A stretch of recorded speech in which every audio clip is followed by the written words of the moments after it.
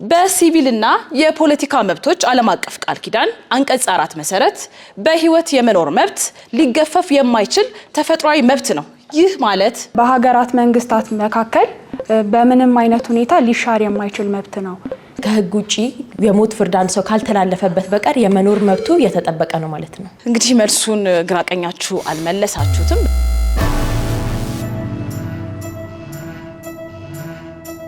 ዳሽ የሲቪልና የፖለቲካ መብቶች ዓለም አቀፍ ቃል ኪዳን ስምምነት አፈጻጸምን ይከታተላል።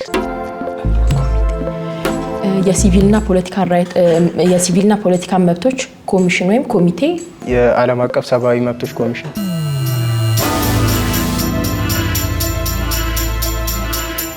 አባቱ አርመናዊ ሲሆኑ በአፍሪካና ዓለም አቀፍ ስነ ጥበብ ላይ ታላቅ ተጽዕኖ ያሳደረ የኢትዮጵያ ዘመናዊ የስነ ጥበብ አባት።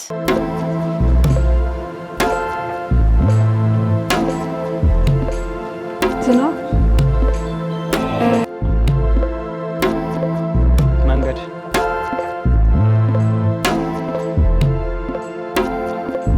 ቀጥታ፣ አስፋልት፣ ገደል፣ መንገድ